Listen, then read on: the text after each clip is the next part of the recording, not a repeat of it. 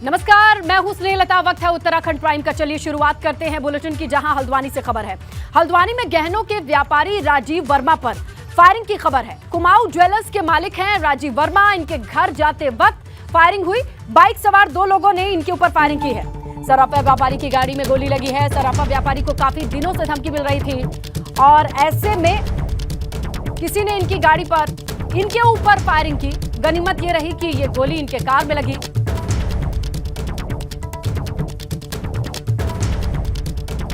हल्द्वानी से ये बड़ी खबर। गहनों के व्यापारी नाम राजीव वर्मा, फायरिंग की खबर। जहां कुमाऊं ज्वेलर के मालिक घर की तरफ बढ़ रहे थे दुकान से, इनके ऊपर बाइक सवार 2 बदमाशों ने फायरिंग की। गनीमत रही कि सर्राफा व्यापारी को गोली नहीं लगी, इनकी गाड़ी में गोली लगी। लेकिन बड़ी बात यह है कि इन्हें लगातार धमकियां मिल रही थी। कई दिनों से इन्हें धमकी भरे फोन कॉल आ रहे थे। ऐसे में बदमाशों के हौसले कितने बुलंद है, इस बात का अंदाजा लगाइए आपकी। सीसीटीवी है, उजाला है, दिखाई दे रहा है। बावजूद इसके वो बाइक से आते हैं और फायरिंग करते हैं और फरार हो जाते हैं।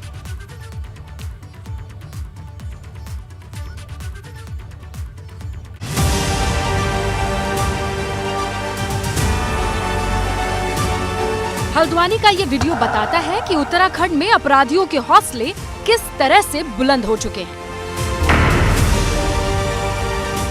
बाइक पर सवार 2 बदमाश एक व्यापारी के ऊपर फायरिंग कर रहे हैं। गनीमत रही कि गोली व्यापारी के कार में लगी। हल्द्वानी में बदमाशों के हौसले इतने बुलंद हो गए हैं कि अब सराफा व्यापारी पर वो गोली से अटैक कर रहे हैं। ताजा मामला हल्द्वानी हीरानगर का है। राजीव वर्मा कुमाऊं ज्वेलर्स के मालिक है, उन पर कल बदमाशों ने हमला किया है। उनके आवाज़ पे हूँ और देख सकते हैं कि यही गाड़ी है जिस पर राजीव वर्मा यहाँ पर आए थे और इस गाड़ी में एक राउंड फायरिंग यहाँ पर करी है। देखिए निशान भी है यहाँ पर। व्यापारी का कहना है कि उन्हें काफी समय से फोन पर धमकियां मिल रही हैं, जिसकी शिकायत भी पुलिस से की गई थी, मगर पुलिस हाथ पर हाथ धरे बैठी हुई है। ये जो है मनोज अधिकारी जो है ये काफ़ी उप अपराधी का व्यक्ति है। ये साहब मेरे 5 साल से पीछे लगा हुआ है। आए दिन मुझे बड़े बड़े गैंगस्टरों के नाम ले लेके धमकियाँ दिलवाता है। अन्य राज्यों में जाता है, अन्य राज्यों से फ़ोन करवाता है। रात बेरात मुझे नए नंबरों से कॉल करके रंगदारी की धमकियाँ और जान से मारने की धमकी, कहता है कि मुझे तुम्हारी सिर्फ जान चाहिए, इस तरह की बातें करवाता है और काफ़ी टाइम से मुझे परेशान किया हुआ है सर। कल इसने ये कदम उठाया कि मैं जैसे ही अपना दुकान से शोरूम से बढ़ा के निकला और घर के आगे पहुँचा हूँ तो 2 बदमाश आए बाइक से और उन्होंने सीधे मेरे ऊपर फायर झोंक दिया। इस वीडियो में 2 बदमाश बाइक पर आते हुए नजर आ रहे हैं। व्यापारी राजीव वर्मा जैसे ही अपने घर के बाहर कार को पार्क करते हैं, बदमाश उनके ऊपर फायरिंग कर देते हैं। राजीव जो है, जो कुमाऊं ज्वेलर्स वाले हैं, ये अपने घर वापस आ रहे थे तो इनकी गाड़ी पे पीछे से एक फायर हुआ है, जिसमें 2 लोग सीसीटीवी में साफ दिखाई दे रहे हैं और इनके द्वारा आइडेंटिफाई किया गया है। इनमें से एक मनोज आपका अधिकारी करके जो है, जो पूर्व में भी इनके खिलाफ कई वारदातों में घटना कर चुका है, वो शामिल इनके द्वारा बताया गया। उसके आधार पर मुकदमा कायम हुआ है 307 का और पुलिस की 3 टीमें इसमें बनाई गई हैं और जल्दी इसमें गिरफ्तारी का प्रयास किया जा रहा है। सवाल ये है, जब व्यापारी को काफी बार धमकी मिल चुकी थी तो फिर पुलिस ने मामले में गंभीरता क्यों नहीं दिखाई? खाकी होते हुए भी बदमाश आखिरकार कैसे बेखौफ हो रहे हैं? क्या बदमाशों में खाकी का खौफ खत्म हो चुका है? एबीपी गंगा के लिए हल्द्वानी से अंकित शाह की रिपोर्ट।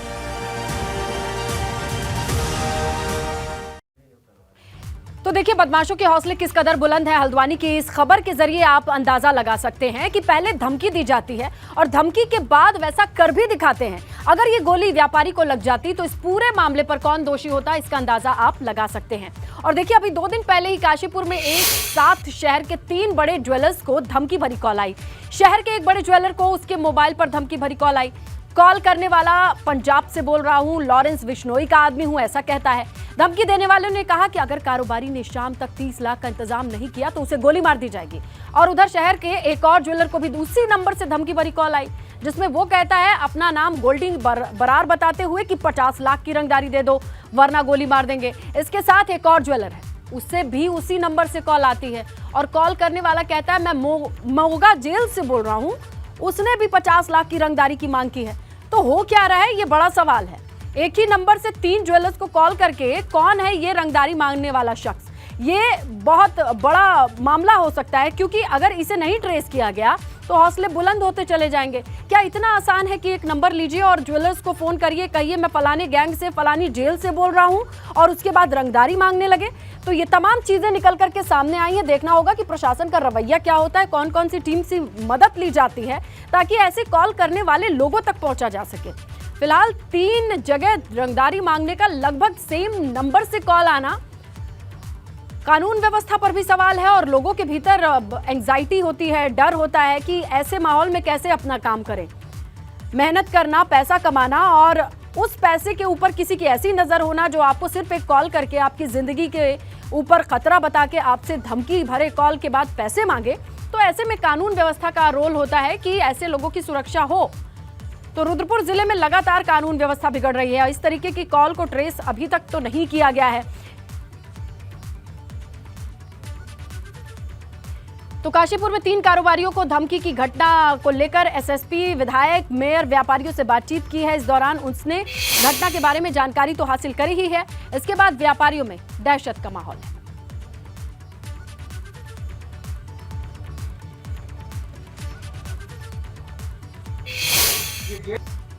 को हमें जानकारी मिली, अराउंड 7 के आसपास हमें जानकारी मिली कि एक ही नंबर से 3 अलग अलग लोगों को 4 घंटे की गैप में 3 लोगों को कॉल्स आई है। और काफ़ी संदेहास्पद ये भी है कि एक ही नंबर से जो कॉल आई है वो 3 अलग अलग लोगों का नाम ले रहा है। ठीक है, ये सारे बातें अपनी जगह। हमने अपना सीरियसनेस तभी दिखा दिया है।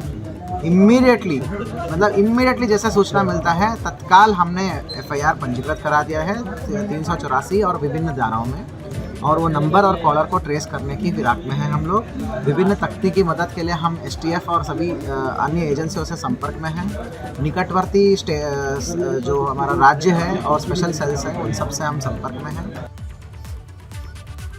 ये कहना मुश्किल होगा कि इसके जो भी कल इंसिडेंट हुआ है उसके फैक्ट्स क्या हैं, कि ये वाकई वो आदमी पंजाब से था, क्योंकि जो फ़ोन कॉल से पता चल रहा है, जो उसकी लैंग्वेज है, वो कहीं ऐसा इंप्रेशन नहीं देती कि वो आदमी पंजाब से है। लेकिन जो भी इन्वेस्टिगेशन टीम्स हैं, हमारे SSP साहब हैं, हमारी जो एडमिनिस्ट्रेशन है, वो हमसे ज़्यादा उनको पता है क्या तरीके होते हैं, और जो उन्होंने एश्योरेंस दी है कि जल्द ही जल्द जो है, जो कल्प्रिट है, जिसने ये काम किया है, वो पकड़ा जाएगा। ये मैं जनता को विश्वास है। तो आपने देखा किस तरीके से यहाँ पर कहना है पुलिस अधिकारियों का, जनप्रतिनिधियों का, क्योंकि लोगों की सुरक्षा और उसका आश्वासन देना तो काम ही नहीं है, बल्कि ऐसा होना भी चाहिए। फिलहाल माहौल बिगड़ा हुआ है। ऐसी धमकी भरी कॉल के बाद लोगों को डर सता रहा है कि वो अपने घर से दुकान तक कैसे जाएं, दुकान में रखा पैसा बैंक तक कैसे पहुंचाएं। ये तमाम समस्याएं लोगों के सामने बनी हुई हैं। पुलिस अधिकारी भी इस पर क्या कहते हैं, ये भी बात सामने आई है, क्योंकि जवाबदेही उनकी बनती है। ऐसे लोग आखिर जाए कहां जिनके पास ऐसी धमकी भरी कॉल आती है? किसके कहने पर ये कॉल आ रही है? कॉल करने वाला शख्स कौन है? ये तमाम चीजें अब जनता के बीच में एक सवाल के तौर पर तैर रही हैं। इसका जवाब कौन देगा, इसका अंदाजा नहीं है लोगों को। और सीधे आपको लिए चलते हैं हल्द्वानी। हमारे सहयोगी अंकित शाह इस वक्त हमारे साथ जुड़ रहे हैं।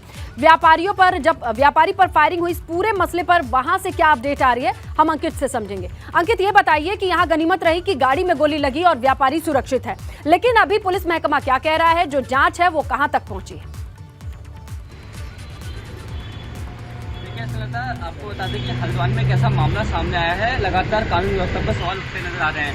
मुख्यमंत्री खुद इस पर मॉनिटरिंग कर रहे हैं, लेकिन लगातार उधमसिंह नगर हो या नैनीताल जिला हो, वहाँ पर जो ग्राफ है कानून का वो लगातार बढ़ता जा रहा है। और कल की मामला बताते हैं कि कल सराफा व्यापारी पर कुछ बदमाशों ने 1 राउंड फायर कर दी है, और ये जो सराफा व्यापारी है राजीव वर्मा, उन्होंने कई बार शिकायत दे दी है पुलिस प्रशासन को, लेकिन पुलिस प्रशासन ने कि उस पर गंभीरता से पुलिस प्रशासन ने इस पर सफाई क्या दी है? अगर कोई आता है, क्या यहाँ का नियम कानून यही, अगर कोई आता है कहता है मुझे मेरी जान का खतरा, इस तरीके से कॉल आ रहा है, तो उनका रवैया क्या था? आखिर कुछ तो सफाई दी होगी महकमे ने, डिपार्टमेंट ने, पुलिस की ओर से क्या कहा जा रहा है? देखिए, ऐसा लगता आपको बता दें कि पुलिस प्रशासन वो अपना बचाव करता है। जो राजीव वर्मा है वो साफ तौर पे कहता है कि मैंने कई बार शिकायत कर दी है, लेकिन पुलिस उस पर ढिलाई कर रही थी, जिसका जीता नतीजा कल देखने को मिला। अगर गनीमत ये रही कि राजीव वर्मा बच गए। पुलिस राजीव वर्मा से कहती क्या थी अंकित, कहती क्या थी? कुछ तो कह करके उनको वापस भेजा होगा। देखिए, राजीव वर्मा से जब पुलिस की वार्ता हुई, एसएसपी ने खुद उनसे बात करी है, एसओजी टीम लगातार सर्च कर रही है, जो जिन्होंने क्राइम्स किया है उन पर सर्च कर रही है, लेकिन राजीव वर्मा ने खुद प्रोटेक्शन की बात करी है। फिलहाल पुलिस ने उनको प्रोटेक्शन दिया है कि अभी उनको 2 गनर्स यहाँ पर दिए हुए हैं पुलिस प्रशासन ने, लेकिन सवाल यही उठता है कि आखिर इतनी देरी क्यों, क्योंकि काफी समय से पुलिस प्रशासन पर वो रिपोर्ट करते आ रहे थे, अपनी शिकायत दर्ज करते आ रहे थे कि इनको बिल्कुल, आपका शुक्रिया अंकित, आप नजर बना करके रखिएगा। लेकिन इस पूरे मामले पर जब हमने सवाल किया तो आपको बताएं पुलिस अधिकारी का इस मामले पर क्या कहना है, ये भी आप देखिए।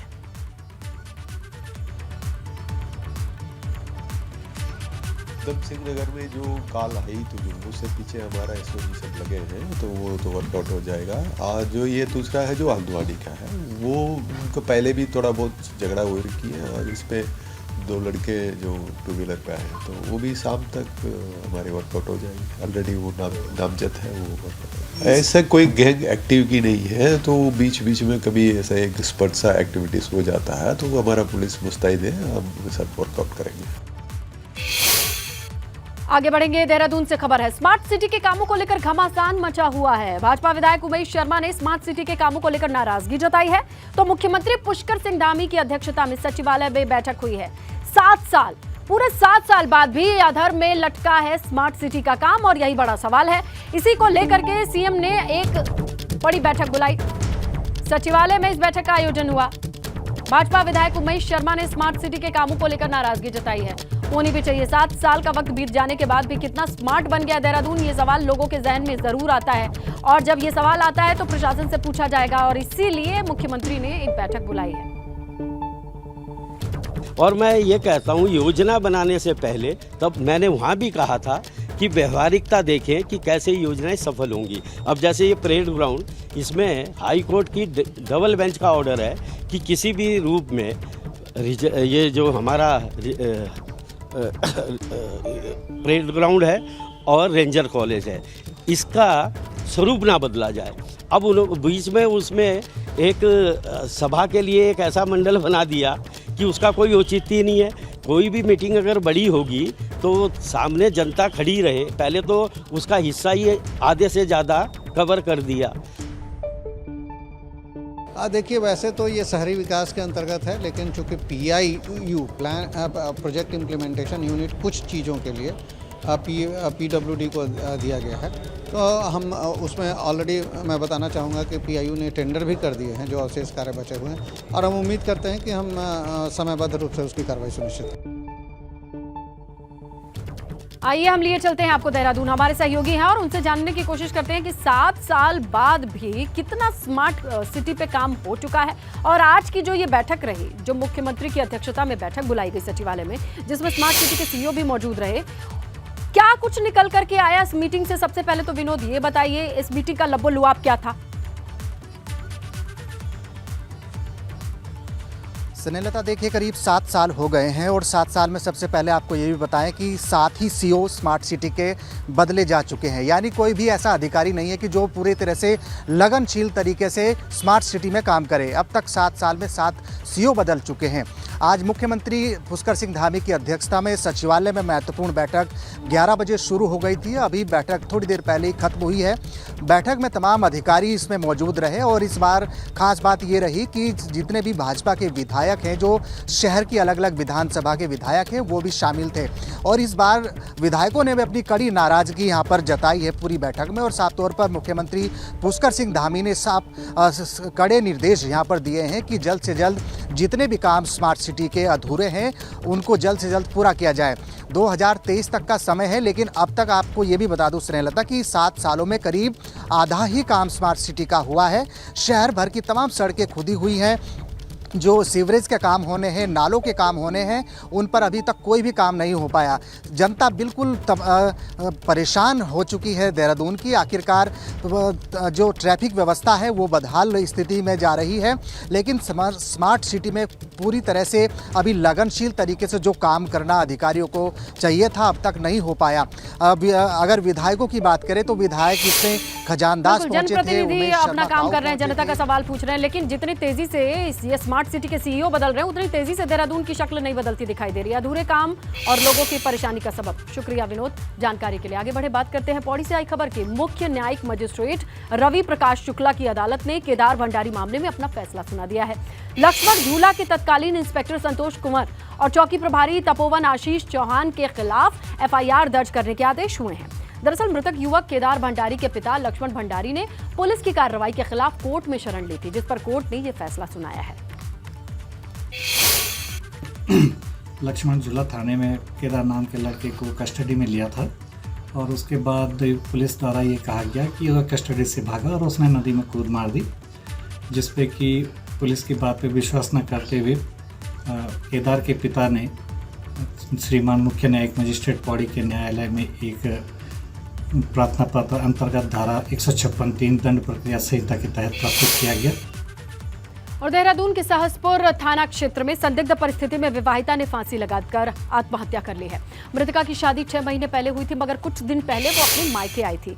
इस दौरान उसने फांसी लगाकर खुदकुशी कर ली। महिला के परिवार वालों का आरोप है कि ससुराल के लोग उनकी बेटी को परेशान कर रहे थे, जिसे लेकर उनकी बेटी सहसपुर थाने भी पहुंची थी, मगर पुलिस ने कोई एक्शन नहीं लिया। पुलिस ने अब मामला दर्ज कर लिया है। सवाल यह है कि वक्त रहते कार्रवाई क्यों नहीं हुई। दहेज का दबाव बनना शुरू हो गया और उसके बाद मेरी बहन ने खुद 29 अक्टूबर 2022 को जाकर थाने में तहरीर दी थी, लेकिन उसके ऊपर कोई कार्रवाई नहीं की गई। अगर पुलिस ने कोई एक्शन लिया होता तो मेरी बहन आज जिंदा होती। इसके संबंध में मेरे जो संज्ञान में आया है, उनके द्वारा जो प्रार्थना पत्र दिया गया था उस पर काउंसलिंग हेतु उस प्रार्थना पत्र को भेजा गया था और आज उस पर जो है मुकदमा पंजीकृत हो गया है और विवेचना की कार्रवाई की जा रही है। एक महिला अपनी जान दे देती है क्योंकि पुलिस उसे इंसाफ नहीं दे सकती। चलिए देखते हैं इस पर पुलिस अधिकारी का क्या कहना है। तो हमारी पुलिस संवेदनशील है, अभी कहीं पे लापरवाही हो रही है, 1-2 उसमें कुछ इंसिडेंट्स है, उसको भी हम टैकल करेंगे, अकाउंट फॉर करेंगे। रुद्रपुर में पराली से भरी ट्रॉली में आग लग गई। बताया जा रहा है कि धान की कटाई के बाद पराली को ट्रैक्टर ट्रॉली से ले जाया जा रहा था। इसी दौरान पराली में आग लग गई। मौके पर पहुंची फायर ब्रिगेड की टीम ने किसी तरीके से इस आग पर काबू पाया।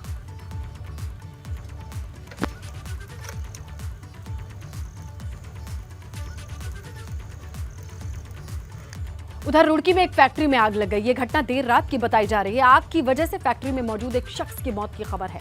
आग इतनी भीषण थी कि उसे बुझाने में काफी समय लग गया। अब इस बात की जांच हो रही है कि आखिरकार आग लगी कैसे।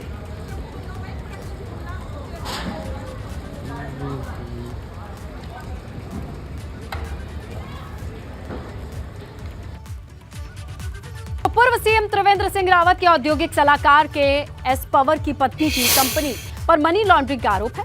इस मामले पर त्रिवेंद्र सिंह रावत का बयान सामने आया है। त्रिवेंद्र रावत ने कहा, मुख्यमंत्री रहते हुए मामला विधानसभा सत्र के दौरान उठा था, तो वहीं आरबीआई ने इस मामले की किसी भी तरीके की गड़बड़ी न होने की बात कही थी। इसके साथ ही त्रिवेंद्र रावत के एस पवर का बचाव करते हुए भी नजर आए। त्रिवेंद्र रावत ने कहा, उनके औद्योगिक सलाहकार की वजह से उनका नाम घसीटा जा रहा है, जो कि ठीक नहीं है। हम आपस में बातचीत कर लेंगे, आपको बीच में पढ़ने की जरूरत नहीं है। हमारे यहाँ संवाद है, हम आपस में बातचीत कर लेंगे, निपटा लेंगे। अगर हमारे बीच में कुछ है भी तो, लेकिन उनको परेशान होने की जरूरत नहीं है। जिस तरीके से आप देखें कि 2 बार ऑलरेडी उनके खिलाफ जांच हो चुकी है, सदन में ये मामला उठ चुका है, उसके बावजूद फिर से मामला में है। अब लोग शिकायत कर रहे हैं तो मुख्यमंत्री उसमें जांच बिठा रहे हैं, जांच में सब चीज़ें साफ हो जाएंगी। इसमें बिना प्रशासन की मदद के, बिना उसके तो ये हो ही नहीं सकता था। इसीलिए मुझे लगता है कि जब हाउस में विषय उठाया गया तो गलत आंकड़ों के तहत और चीज़ों को बहुत हल्का फुल्का करके रफा दफा करने की कोशिश की गई।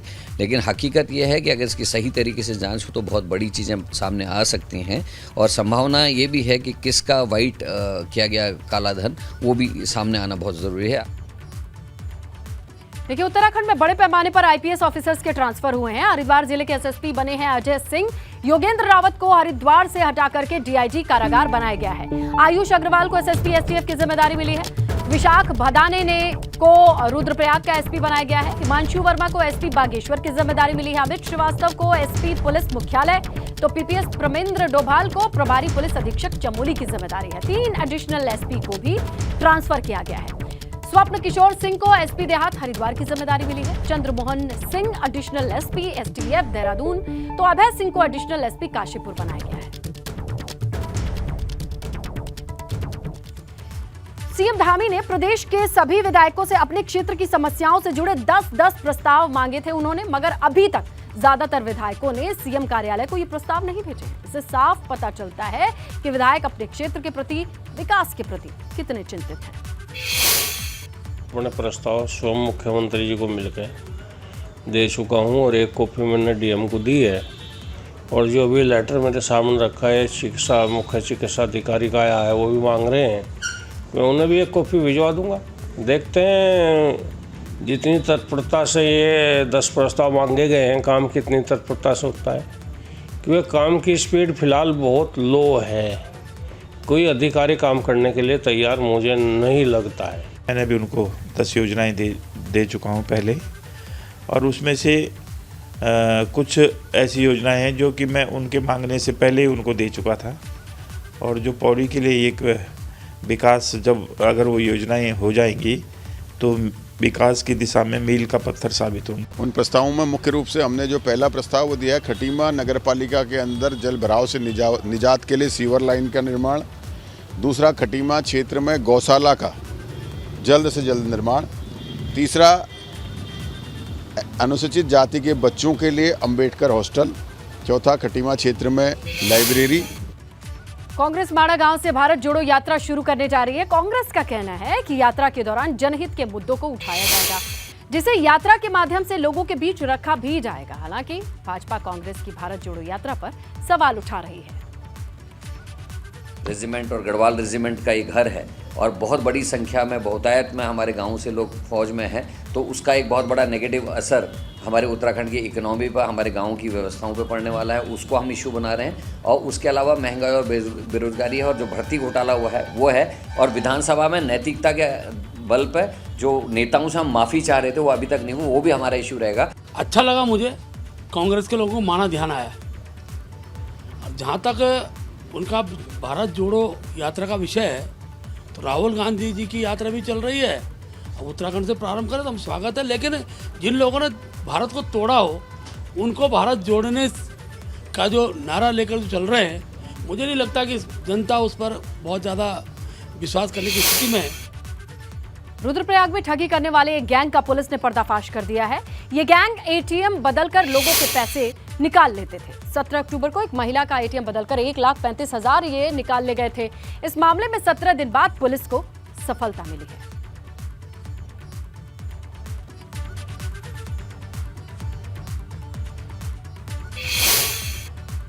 रुद्रपुर में कांग्रेस कार्यकर्ताओं के खिलाफ मामला दर्ज हुआ है, और इसी को लेकर कांग्रेस के पदाधिकारी ने एसएसपी से मुलाकात की। सितारगंज पालिका अध्यक्ष हरीश दुबे, कांग्रेस के विधानसभा प्रत्याशी रहे नवजोत पाल सिंह, पूर्व ब्लॉक प्रमुख बहादुर सिंह सहित कांग्रेस के कई नेताओं के खिलाफ मामला दर्ज हुआ है। कांग्रेस आरोप लगा रही है कि पुलिस सत्ता के दबाव में काम कर रही है। उनके पास कुछ लोग चल के आते हैं चुनाव से पहले कि हमारी पंचायत निपटा दो। उसमें वहाँ के पालिका अध्यक्ष भी हैं, पूर्व ब्लॉक प्रमुख भी हैं, व्यापार मंडल के भी लोग हैं, जो सब चल के जाते हैं। वो पंचायत निपट जाती है, उसके बाद विधानसभा चुनाव आ जाते हैं। अभी थोड़े दिन पहले पता लगता है कि नवतेज पाल जी के खिलाफ भी मुकदमा हो गया है। तो हम कप्तान साहब से मिलने इसीलिए आए हैं कि इस जिले में दूसरा वाकया है। अब से महीना पहले गणेश उपाध्याय जी एक बीपीएल कार्ड होल्डर को लेके गए थे, उसका बिल बिजली का 10,000 रुपये से ऊपर का आया। वहाँ एसडीओ साहब ने उनके खिलाफ मुकदमा दर्ज कर दिया पीछे से। उनका ये कहना था कि बीते दिनों सितारगंज में एक एफआईआर हुई है, उस पर जो है निष्पक्ष कार्रवाई हो जाए करके। मैंने उनको ये भी अवगत कराया कि हमेशा पुलिस का काम हमेशा निष्पक्ष ही होता है, पर उनकी कुछ क्लैरिफिकेशंस थी, हमने क्लैरिफिकेशंस को सेटिस्फाई कर दिया है। जांच के उपरांत एक एफआईआर हुई है, उस एफआईआर में वो चाह रहे थे कि गहनता से वो उसका पर्यवेक्षण हो जाए। वो गहनता से पर्यवेक्षण तो हमेशा होता ही है, इस चीज़ को हमने अवगत करा दिया है। राजाजी टाइगर रिजर्व की जमीन पर दुकान बनाकर किराए पर देने के मामले में हरिद्वार पुलिस ने 3 नए नाम शामिल किए हैं।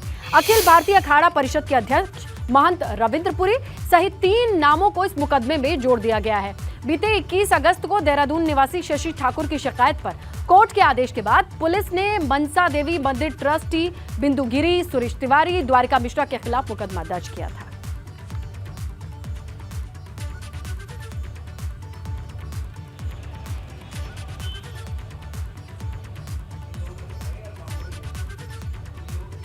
पहले बिंदु गिरी जी, द्वारिका मिश्रा और सुरेश तिवारी के खिलाफ मुकदमा पंजीकृत हुआ था और अभी जो बयान दर्ज हुए हैं उसके अनुसार जो हैं 3 नाम उसमें और बढ़ाए गए हैं, जिसमें महेंद्र रविंद्रपुरी, अनिल शर्मा और राजगिरी का नाम आया है, जिसके संबंध में विवेचना की जा रही है और अग्रिम कार्रवाई के बाद इसमें आवश्यक वैधानिक कार्रवाई की जाए। जानकारी नहीं है, मुझे कुछ पता नहीं है। मैंने सुना कि आज अखबारों में निकला हुआ है। मुझे लोगों ने कहा महाराज बहुत बड़े बड़े हेडिंग आपके निकले। मैंने अखबार पढ़ाई नहीं, में क्या निकला है क्या नहीं निकला है। इसलिए भी जो अब जांच होगी, जांच में सब कुछ सामने आ जाए। मसूरी में इगास पर्व को मनाने की तैयारी चल रही है। इसे लेकर एसडीएम ने संबंधित विभागों के साथ एक बैठक की। कार्यक्रम के भव्य रूप में बनाने की तैयारी है, जिसमें ढोल दमाऊ के साथ भैलो भी खेला जाएगा। साथ ही एसडीएम ने सभी लोगों से कार्यक्रम में पारंपरिक वेशभूषा में आने का आह्वान किया है।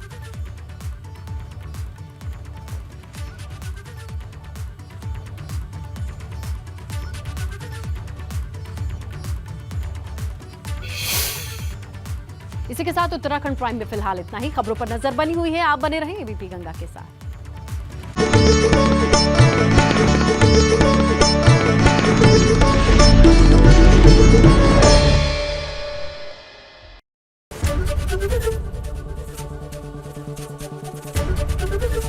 एबीपी गंगा, खबर आपकी, जुबान आपकी।